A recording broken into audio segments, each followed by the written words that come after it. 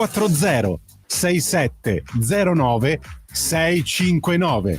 Rimani connesso con Radio Libertà, la tua radio.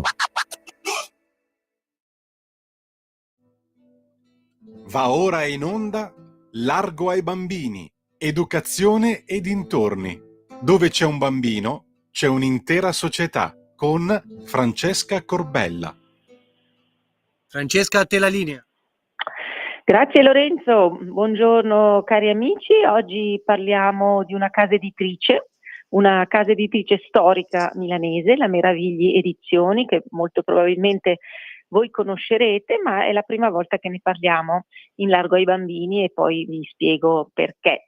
La casa editrice Meravigli pubblica opere sulla storia di Milano da svariati decenni, con tagli diversi, quindi non solo storia, ma anche romanzi, anche thriller, documenti fotografici, anche un almanacco, un bellissimo calendario, che sono anche dei fantastici oggetti da regalare, molto colti, così molto raffinati, ambientati libri nella città medievale, nella città rinascimentale, con un sacco di curiosità e di cose inedite. E in tal senso a me, a parte che sono un'affezionata lettrice, ma ho pensato di intervenire su questo argomento perché effettivamente questo materiale letterario offre un contributo non solo culturale di notevole valore, ma anche educativo. Proprio anche educativo. Voi sapete che che io intendo l'educazione da 0 a 99 anni e anche oltre, se si può, e quindi non solo l'educazione dei bambini, ma anche la nostra, degli adulti, di tutti i giorni. Stando sui bambini, io mi ricordo che quando i miei figli erano piccoli leggevo loro le leggende di Sant'Ambrogio, delle edizioni Meravigli in dialetto milanese col testo italiano a fronte, per cui nel dubbio perché io parlo in lingua franca e quindi allora, per approfondire l'argomento io do il benvenuti ai miei gentili ospiti di oggi della casa editrice. Allora, Elena Lanterio della Buongiorno Francesca. Buongiorno Elena, grazie benvenuta per su Radio Libertà e grazie per essere con noi questa mezz'oretta. Stavo anticipando grazie a che voi. la casa editrice Meravigli compie 50 anni. Fra poco. Ecco, e quindi io entro subito a bomba e chiedo a Elena, la sede è stata chiusa della casa editrice, purtroppo, la sede storica che era in via Meravigli, angolo Magenta, per chi conosce la città vecchia, una zona ormai lussuosissima e stupenda, però Elena, la casa editrice continua indefessa il suo lavoro, che è ai miei occhi ecco, è una vera e propria missione, perché questa casa editrice è unica nel panorama editoriale italiano. Raccontaci qualcosa di questa unicità. Allora, innanzitutto preciso che in via Meravigli 18, da lì il nome, c'era la storica libreria milanese da cui noi nasciamo come casa editrice, e ormai una cinquantina d'anni fa la libreria milanese è nata, aperto i battenti nel 1975 e poco dopo, un anno e mezzo circa dopo, è stata fondata la casa editrice, che proprio per ricordare nel suo nome una delle vie storiche del centro storico della città, ha deciso di fregiarsi del nome Meravigli. Nel frattempo, come purtroppo molte librerie indipendenti cittadine, la libreria ha chiuso i battenti, questo circa una decina d'anni fa, però come giustamente hai ricordato tu Francesca, la casa editrice, che attualmente ha sede a Cernusco sul Naviglio, quindi alle porte di Milano, comunque nella città metropolitana, continua nel suo lavoro. Una missione, hai detto, e un'opera di educazione, parole molto grosse che ci prendiamo come complimento. In effetti la nostra missione è quella di raccontare la città, raccontarla come fanno altre realtà editoriali in altre città italiane e europee, raccontarla un po' a 360 gradi, quindi la sua storia, la sua cultura, la sua arte, la città in quanto insediamento urbanistico, i personaggi e quant'altro. Il dialetto, la lingua, tu hai fatto riferimento alle leggende di Ambrogio raccontate anche in milanese, un piccolo libretto per i più piccoli che abbiamo pubblicato qualche anno fa in collaborazione col Circolo Filologico Milanese. Sì, è proprio E quindi quello, sì, questa sì. è il cuore della casa editrice e, come la definisci tu, la sua missione. Insomma, se non altro ci proviamo. Mi sembra una missione, in quanto la città di Milano, che rispetto a qualche decennio fa è diventata stupenda, è rinnovata completamente, sono stati fatti restauri magnifici di palazzi, è nuova ed è magnifica la città di Milano, devo dire. Io sono di parte, è molto campanilista e lo ammetto, però effettivamente è Lo siamo diventata molti. molto... ecco, però questa città bella che vediamo è fredda un po', non ha il sapore della vera storia di Milano, perché si è diciamo ammantata di alcuni ruoli importanti, moderni, la borsa, l'alta finanza, i grandi commerci, le grandi case di moda, tutto il centro in mano alle grandi banche come proprietari, diciamo, anche cinesi, anche straniere.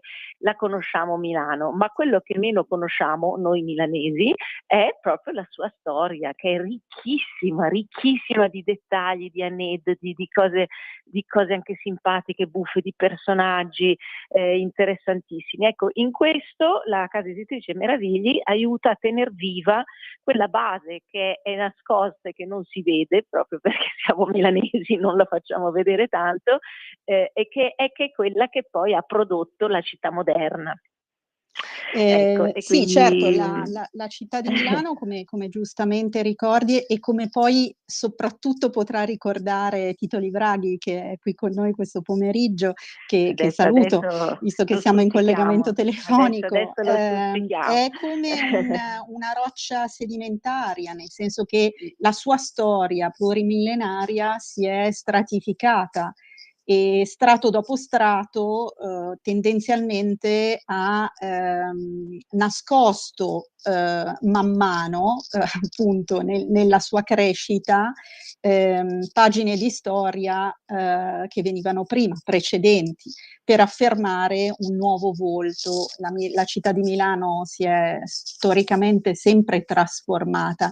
Ma in effetti tu hai ricordato le vocazioni più note della nostra città, però la sua storia, e questo bisogna riconoscere che in questi anni da tante parti ci si propone proprio di farla riemergere e di dare alla storia di Milano la giusta importanza che Dimensione. merita. È sfaccettata, è variegata e bisogna andarla a scovare, ma non è per un difetto, diciamo, della città. La città di Milano viene ogni tanto paragonata a una bella donna schiva che non ama mostrarsi, ed è così, un po' come i suoi palazzi, palazzi storici, palazzi di pregio, hanno spesso e volentieri delle sobrie facciate. Quando si varca il portone si accede a veri e propri gioielli, ma bisogna andarli a scovare. E questa è un po' Sì, la metafora, è così. diciamo,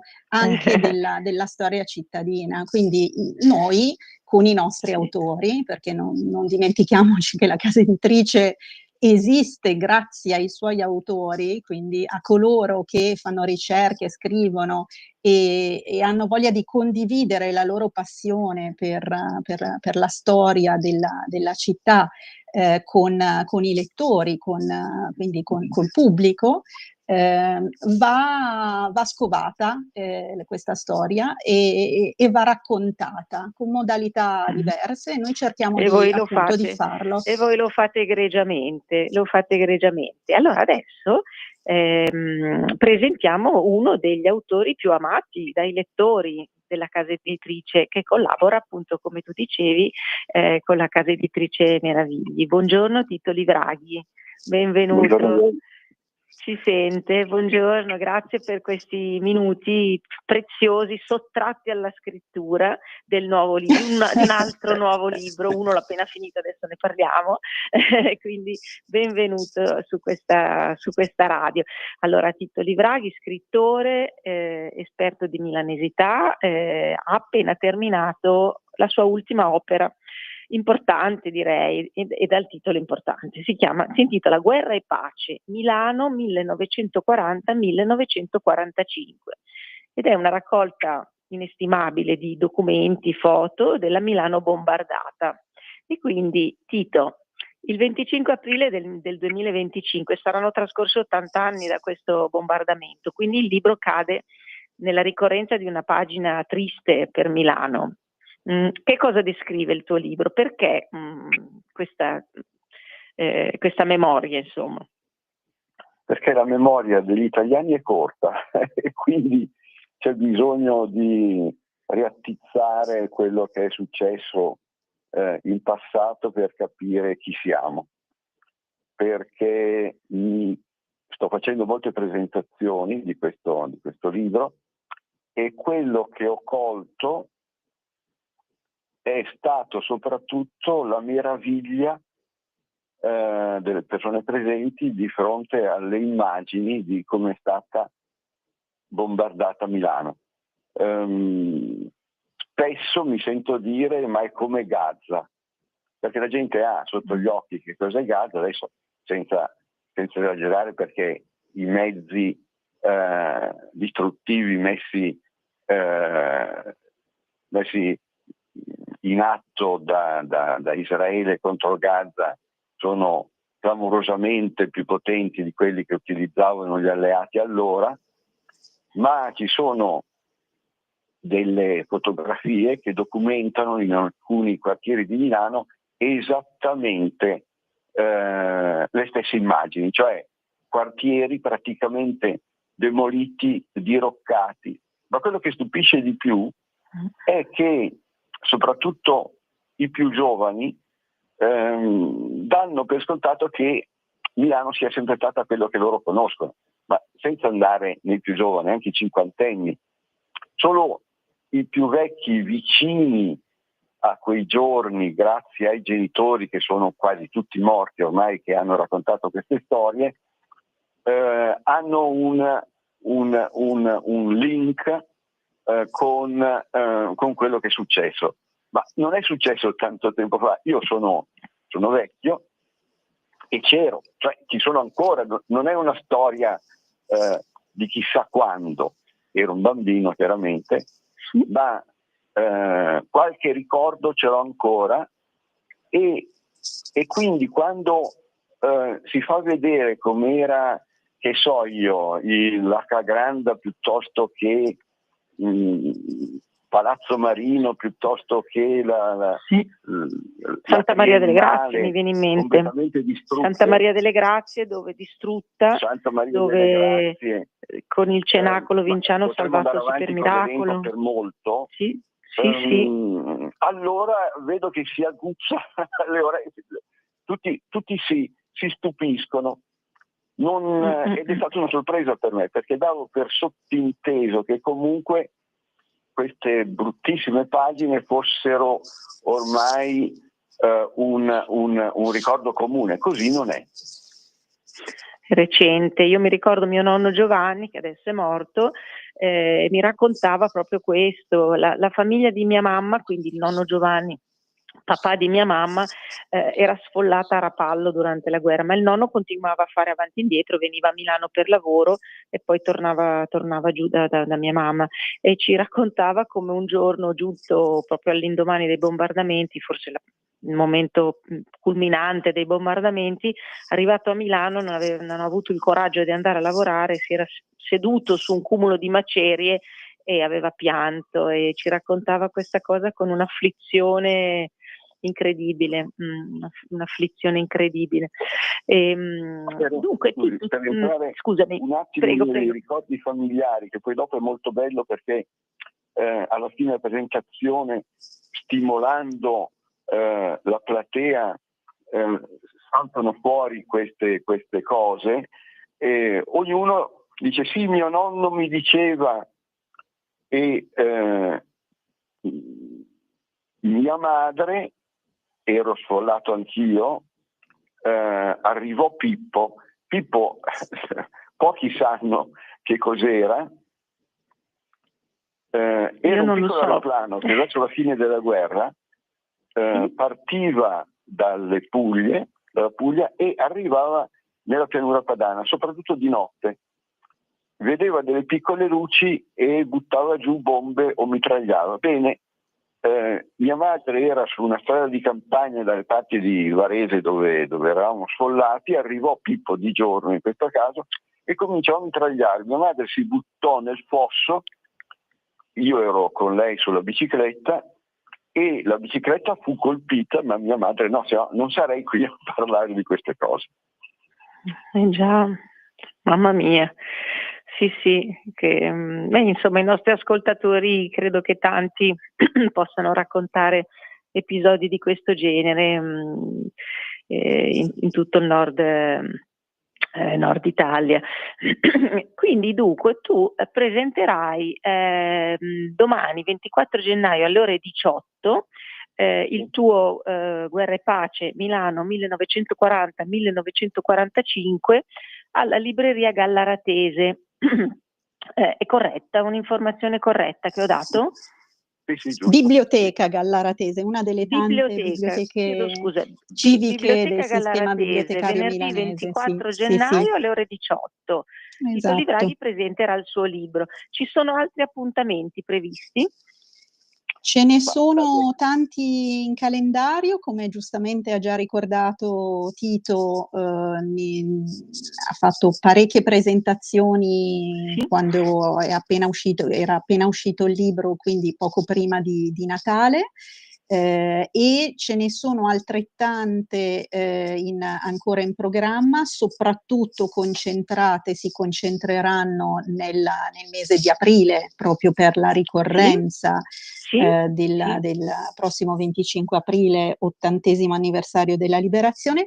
Per evitare di fare un lungo elenco che poi si fa fatica a prendere nota, a ricordarsi, invito, se può essere di aiuto, ad andare sul sito della nostra casa editrice, quindi meravigliedizioni.it, www ovviamente, e nella sezione eventi si può semplicemente fare una ricerca mettendo Guerra e Pace o Tito Livraghi, quello che preferite, e si trova l'elenco ad oggi completo degli appuntamenti già confermati, cui sicuramente se ne aggiungeranno anche altri, insomma, prima entro il mese di aprile, quindi ci sono tante occasioni per venire ad ascoltare Tito Livraghi e avere l'opportunità appunto di ascoltare dalla sua viva voce il racconto di questa pagina drammatica, tragica di storia cittadina, che giustamente non ci riporta indietro di secoli, ci riporta indietro di 80 anni o poco meno, perché poi il grosso dei bombardamenti avvenne nell'agosto del 43, quindi insomma gli anni sono quelli e sembrano tantissimo tempo fa, ma era solo ieri che questo succedeva, e purtroppo, come quando accendiamo la televisione vediamo tutti i giorni, questo drammaticamente succede anche oggi, non tanto distante da casa nostra. E poi ci sono stati degli episodi che hanno preso il sopravvento, diciamo, anche a livello culturale, anche all'università studiano di più queste altre cose, come per esempio lo sbarco in Normandia, tante altre cose che sono venute un pochino a nascondere invece la storia di Milano, che è stata veramente molto molto importante. Cioè, i bombardamenti sulla città di Milano sono stati importantissimi. Per esempio tutto il centro storico è stato bombardato, Piazza San Babila è moderna, salvo la chiesetta che si è salvata miracolosamente, ma tutta la zona è moderna, quasi tutta, insomma, un'ampia zona, Corso Venezia, tutta la parte intorno a Vittorio, via Monte Napoleone, eccetera, è moderna perché è stata rasa al suolo, quindi è importante sapere queste cose. Ecco, poi bellissimi sono anche altri libri di Tito Livraghi. Io ho appena finito di leggere la Giulia Samoilov perché amo la storia del Risorgimento, anche se amo l'antistoria del Risorgimento, ma insomma sempre la città di Milano è piena di figure femminili meravigliose di cui ho parlato altre volte, e appunto la Giulia Samoilov è una di queste, ma non direi un'eroina, perché è un'eroina un po' per caso, diciamo lei, no? Rispetto alla Cristina di Belgioioso, rispetto alla Maffei, eccetera. No, però è una figura che i milanesi non conoscono, o poco, e quindi anche qua insomma la penna di Tito Livraghi ci aiuta ad apprendere, a tener vivi questi personaggi. L'Osteria del Falcone invece, Tito, io ti chiedo un commento perché l'ho comprato, l'ho regalato e non l'ho letto. Di cosa parla l'Osteria del Falcone? Mangiano. No, certo. L'Osteria del Falcone è il secondo libro della trilogia ambientata dal 1812 al 1848. Il primo, che secondo me è il mio romanzo storico migliore, si chiama La Riviera di Milano durante il periodo napoleonico, mentre l'Osteria del Falcone si svolge alla caduta di Napoleone e parla di quel periodo dove ci sono i fatti reali precisi al millimetro, come date, come giorni che scorrono lungo questi anni, e i personaggi che tu hai incontrato, alcuni dei personaggi che tu hai incontrato nel terzo libro, che è questo su Giulia Samoilov, sono gli stessi già del primo. Alcuni muoiono, invecchiano, entrano altri personaggi che incontrano poi. Questi sono personaggi della fantasia ma molto verosimili, che incontrano anche personaggi reali e a dire il vero ormai faccio confusione anch'io per capire quanto di vero c'è di verosimile in quello che racconto. Per me è molto, molto divertente perché vuol dire che mi sono talmente introdotto nella storia di queste persone che ormai fanno parte del mio vissuto. Mi ripeti il titolo del primo libro della trilogia che è sfuggito? La Riviera di Milano, che è alla Riviera di Milano, sì. No, non lo conosco neanche quello. Adesso c'è il Naviglio di Martesana, che c'è ancora, con tutti i luoghi in cui è stata ambientata la storia che sono ancora presenti, per cui c'è, che so io, la Trattoria della Gobba, c'è la Chiesa Rossa, c'è il Palazzo Berra, e soprattutto c'è l'infilata dei villini della nobiltà milanese che andava lì a passare i weekend. Crescenzago, sì, vicino, sì, nel quartiere di Crescenzago, si vedono. Sì, sono identiche. C'è un quadro della Sparis che è stato quello che mi ha mosso, mi ha dato la spinta per ambientare lì la storia, e se uno va lì, al di là dello sterrato che c'era allora con le carrozze, adesso c'è l'asfalto, le automobili, ma i villini sono rimasti tutti, e molte scene si svolgono all'interno. E poi soprattutto c'è la cascina dove vivono i personaggi principali, due filandine, che è uno studentato del San Raffaele, per cui è molto interessante andare a rivedere, cosa che mi è successo anche recentemente con alcuni lettori che hanno voluto ripercorrere con me questi luoghi, ed è stato molto, molto piacevole. Bene, bene. Abbiamo ancora forse un paio di minuti. Elena, la casa editrice Meraviglia organizza anche delle visite culturali con una guida Sì, esatto. Allora, noi professionista. ci Dove, facciamo ecco, promotori di sì, proposte di tour, di visite guidate, la cui particolarità è quella di proporre sempre un libro in omaggio a chi partecipa, un libro ovviamente del catalogo di Edizioni Meravigli, che fa un po' da filo conduttore del tema del tour. E questi tour sono ideati e condotti da una guida turistica che si chiama Nadia Gobbi, milanese, benché svizzera di nascita, ma nessuno è perfetto, insomma, le vogliamo benissimo lo stesso, ma milanese per aver fatto praticamente i suoi studi e poi aver intrapreso la sua professione di guida turistica, quindi da ormai tanti anni.